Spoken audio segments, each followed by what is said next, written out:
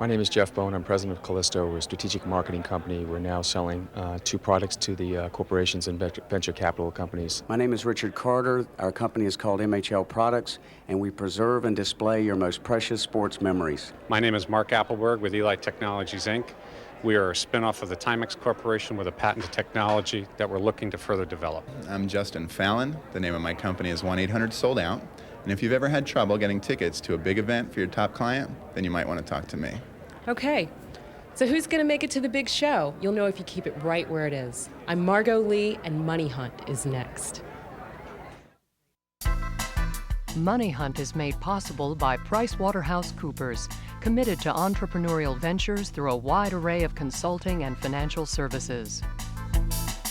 And by Fast Company magazine. Fast Company, the handbook of the business revolution.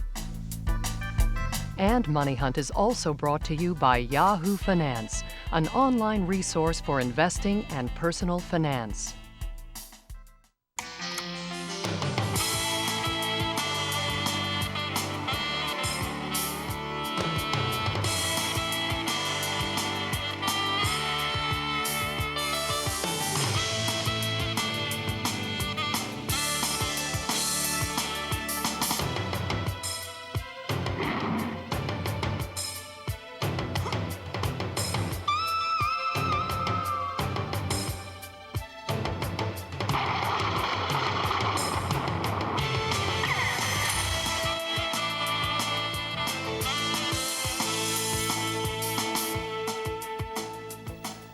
Welcome to the crossroads of the American dream. I'm Miles Spencer. Ever wonder how tough it is to be an entrepreneur? Like convincing a total stranger that you have a good business idea. Well, we take a snapshot of that very moment. We call it Money Hunt. I'm Cliff Ennico. We scour the country for America's greatest entrepreneurs and set them up against America's toughest critics. They try to impress us. We try not to be impressed. At the end, we'll select one guest to receive some free help and guidance from our Money Hunt mentor. And that would be David Gladstone, author of the best venture capital handbook of all time. Take my word for it. Currently chairman of American Capital Strategies. Welcome to Money Hunt, David. Thank you, Miles. It is a great book, Dave. Our first guest for this show is Justin Fallon, president and CEO of 1-800-SOLD-OUT. The Money Hunt, Justin. 1-800-SOLD-OUT is based in Darien, Connecticut, and it's a hospitality and event management company that specializes in corporate outings at major sporting and cultural events. Justin, welcome to Money Hunt. Hi, Cliff. Thanks. Your company has an interesting history. How'd you get started? Okay, 30-second intro. I started the company when I was still in college, actually. I was 18 years old. I guess like any entrepreneur, I saw that there was something that needed to be done. There was a service that needed filling. And I did it through college. Was pretty successful. By the time I was 20, we were doing a couple $1 million in sales. Now, it's a lot more colorful than that, though. Weren't you just basically waiting in lines at concerts and going to the back and selling the tickets you just sold for a lot more money? Well, no, it wasn't really like that. But absolutely, I mean, the way I stumbled into this is during college, I loved to go to concerts, dead shows, anything. And certainly a great way to make a little extra money was to buy some extra tickets when I was in line. Yeah. Let's talk about your business, because it's in a stage where it's evolving right now, as I understand your plan. I mean, up to now you've been sort of a ticket broker, but you're moving sort of beyond that now. As I understand what you're doing right now, let's say I'm a large corporation and I want to do something at a major sporting event. You know, not only do you arrange the ticket brokerage for us, but you'll actually put a tent up, where we can actually display our products and services. You'll actually arrange to have some of the players or some of the actors come out and mingle with the guests during the thing, and you'll actually arrange to have mementos produced that people can take. Is that basically the concept? Absolutely. We found that our most responsive audience has always been the corporate marketplace. Live event entertainment has gotten huge over the last 10 years. It's a fantastic way to cement relationships, and corporate America realizes that. So what they found was they were using us to do their ticketing, and then they were having a difficult time putting the rest of the elements together. So we're really trying to respond to that. The last couple of years for us has been that evolution, offering all the services. But don't you find it challenging? Don't you find that selling to corporations is a lot different than just taking orders over the phone from folks? I mean, don't you have to really need a whole different mindset for that? Well, luckily we sort of have that mindset. My management team comes out of corporate America. My salespeople come out of corporate America. We cater towards that mindset, and it's served us well. Justin, how do you make this company go from a small ticket seller, if you will, a reseller, into something that's national in scope and with real growth so that you can attract some venture capital into the company? That's a great question. My challenge as the entrepreneur here for the last 4 years has not been getting the business, it's been managing the business. We grew so quickly that actually if we'd applied to Inc. magazine in '94, we'd have been ranked number 70 on their 500. We grew very quickly. And I had to take off my sales and marketing hat and actually learn how to do infrastructure. Towards that end, recruited in a Harvard MBA 2 years ago, and we've been embarking on this business plan to incorporate infrastructure. We just Justin, you used to have, without a doubt, one of the most ear-catching radio waves. We come from Fairfield County, Miles and I, and we used to. You saturated the radio waves with this. I mean, still, I can almost sing it for you here on the air, but I won't do it. Yet you stopped using it recently. Why? Well, I actually stopped using it in 1994. The last year we advertised was '94. We got 600,000 phone calls and blew up. We couldn't handle the business. So that's where I was going with, we just invested $300,000 in a computer system. I've invested a lot of money in my management team, and now we feel very comfortable that we can handle more business, as reflected by our 100% growth. Because let's say there's a lot of competition out there, and one of your strategies for dealing with this is going to be high profile. Now, New York metropolitan area, Justin, that's got to be the most expensive advertising market in the country. How do you deal with the high costs? In the old days, my rate of return had to be, I had to break even in 1 day. I was a bootstrapping entrepreneur. I would write the check on Friday, and I had to clear it by Monday. So I had 1 day to break even. Today we're a little more forgiving. We give them 2 weeks. So Your plan, and really another marketing competition question, your plan says your competitive advantage is offering the best seating within the top 15 rows. But there are an awful lot of ticket brokers that have grown, or ticket resellers that have grown since then, so the competition for those best seats is becoming intense. How can you still secure those tickets with twice the amount of competition? Okay. I don't know if I'd qualify that as our most dramatic competitive advantage. My most competitive advantage is that I can manage the business, that I approach this as a business, and corporate America responds.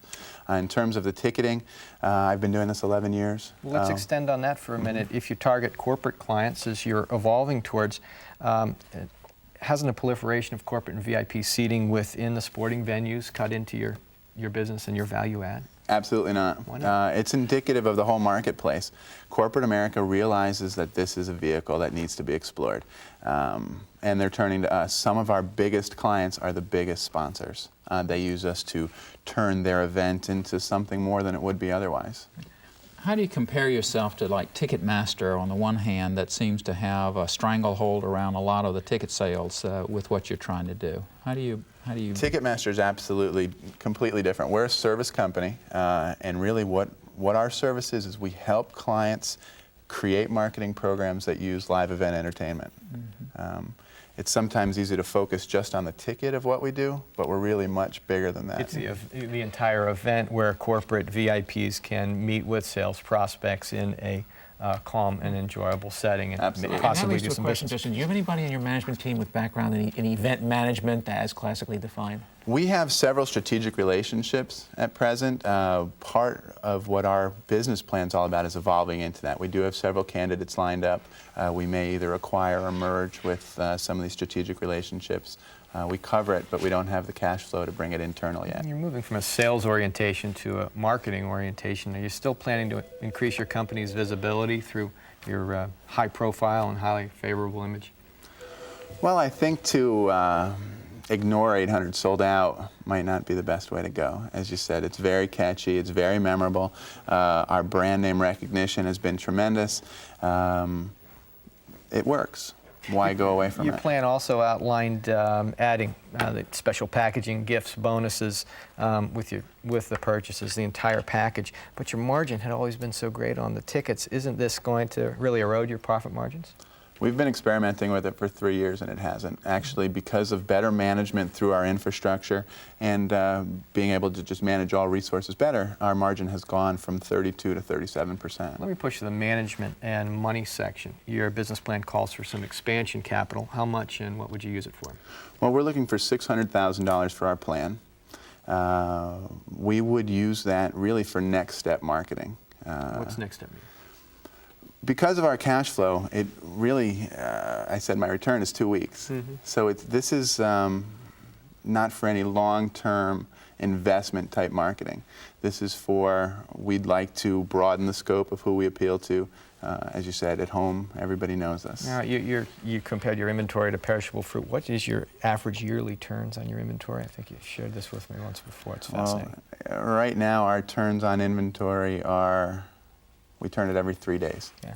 But I'm really confused. On the one hand, you're telling me you don't have any problem with marketing. That is, the ticket sales just come in.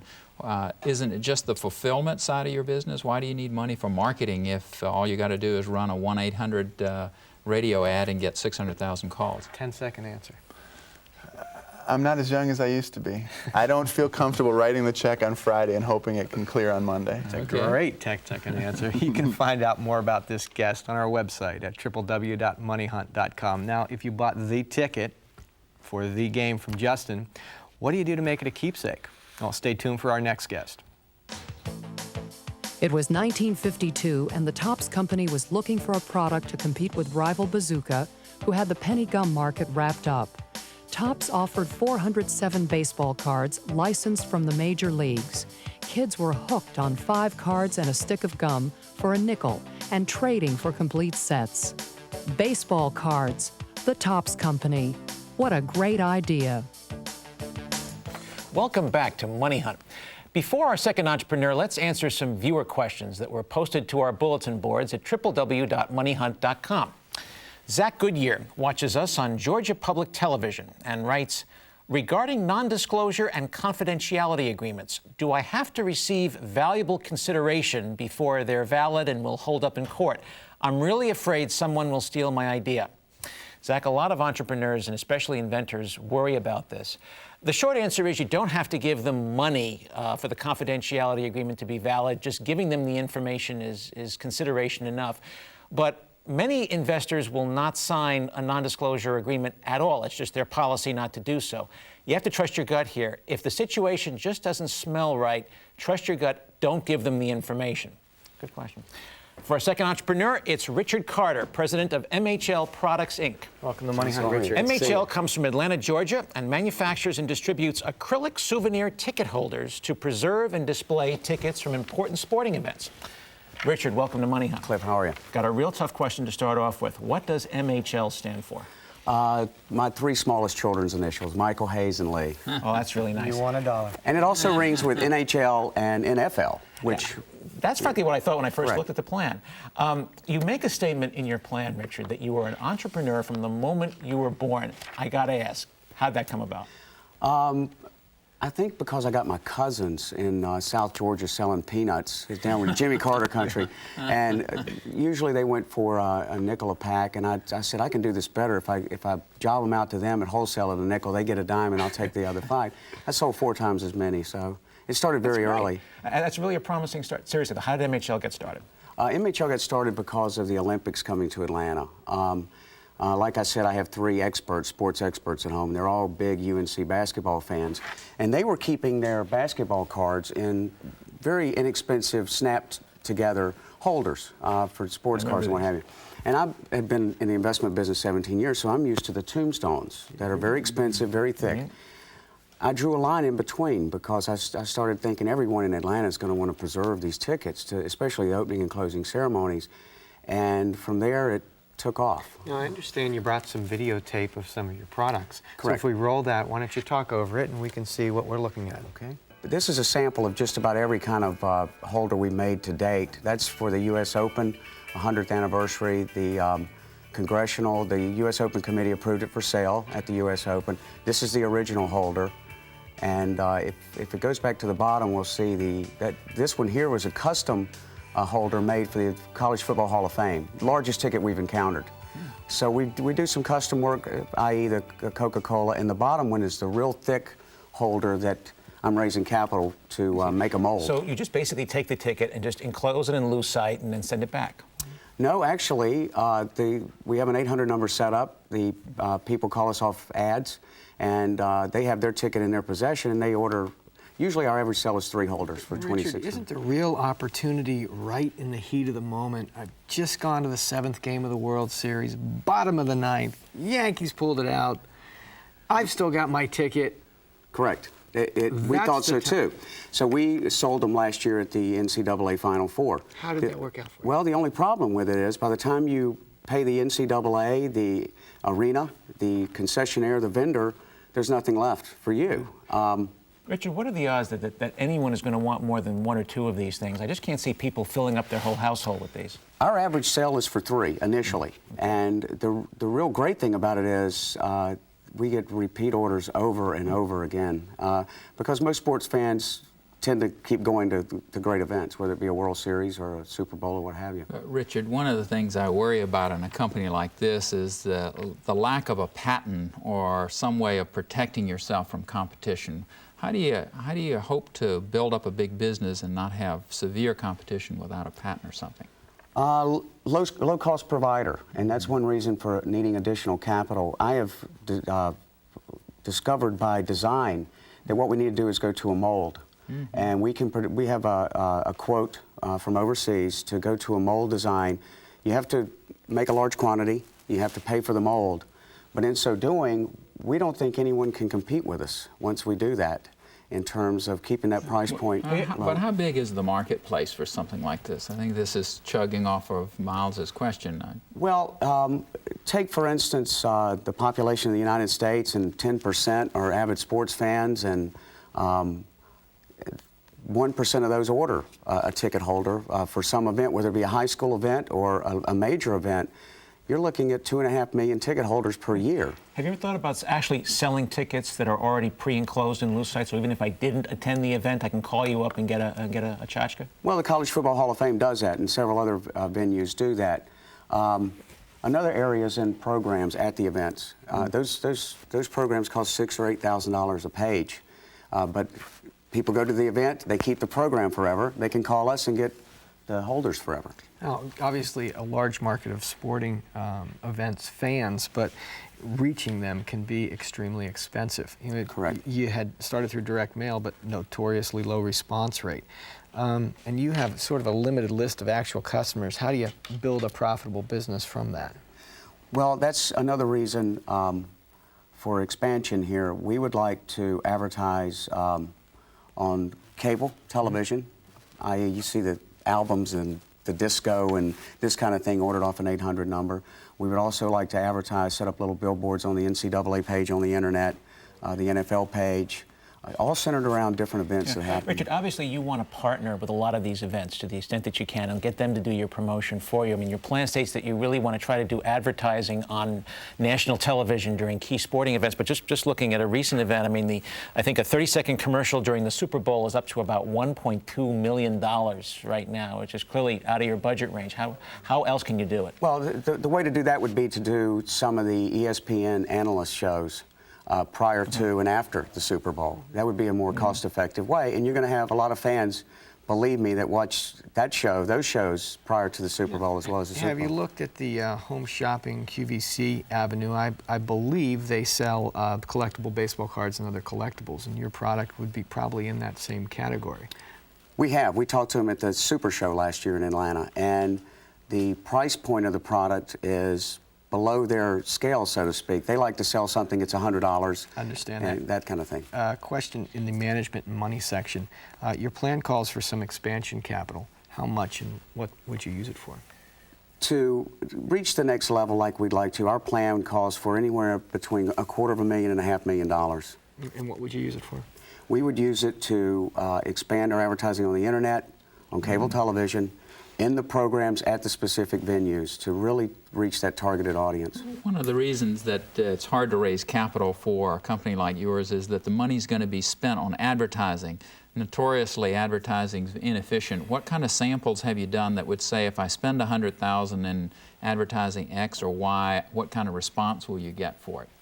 To date, we have targeted the low-cost advertising medium of alumni newspapers such as the Michigan Wolverine during the Rose Bowl, yes. The Carolina Blue at UNC for the Final Four, and the response has been incredible, and that's why we're ready to take it to the next level. What do you mean by incredible? How many orders have you gotten off of, say, of one ad? Well, off of a $250 ad ran 3 times, we will do $6,000 to $10,000 in sales. It's a great presentation. Yeah. You can find out more about Richard on our website at www.moneyhunt.com. And when we come back, our panel discussion, and our mentor picks one money hunter to help. It was 1950 and Francis McNamara had forgotten to bring money to an important business luncheon. He devised an all-purpose card for frequent diners to use as payment. It was such a success that it spawned copycat ventures and eventually the entire credit card industry. But Diners Club was the first. Francis McNamara, credit cards. What a great idea. Welcome back to Money Hunt. Our entrepreneurs are done with their pitches, so it's time for our analysis section.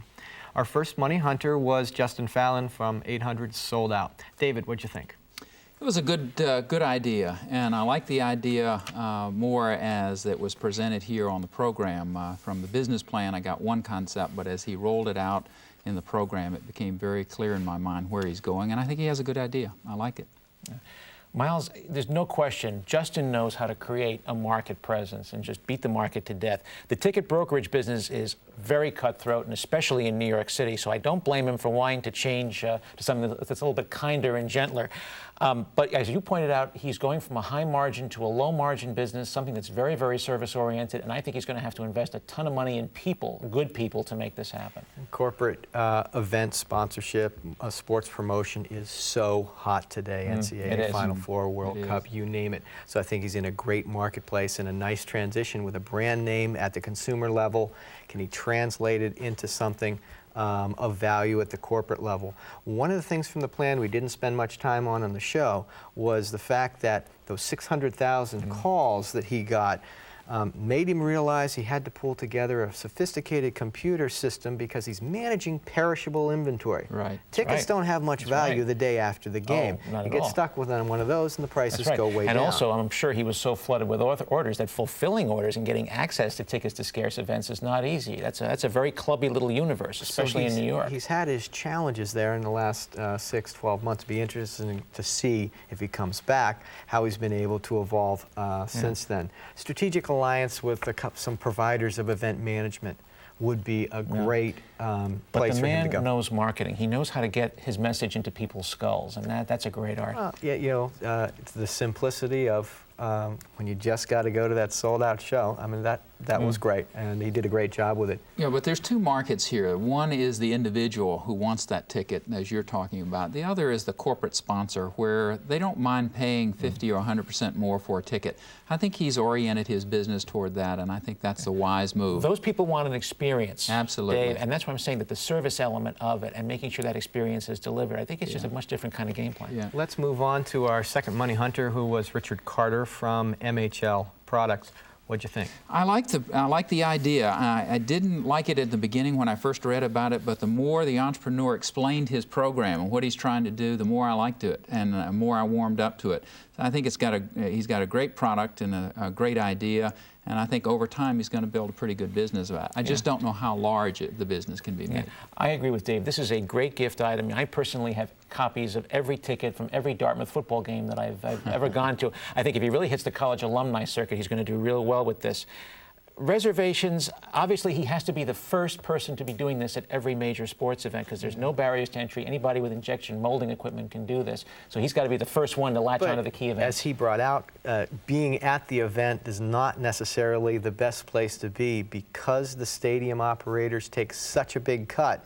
He's not able to make much margin. So he's really got to market it separately. He needs to develop a relationship with each of those. He's got to be the Lucite ticket holder vendor for the Olympics, for the World Series, for the Super Bowl. His alliances have to be strong there. Strategic alliance and gaining that foothold is going to be the difference between him and another competitor who comes in. Also, too, people are not going to buy a lot of these. I mean, max 1, 2.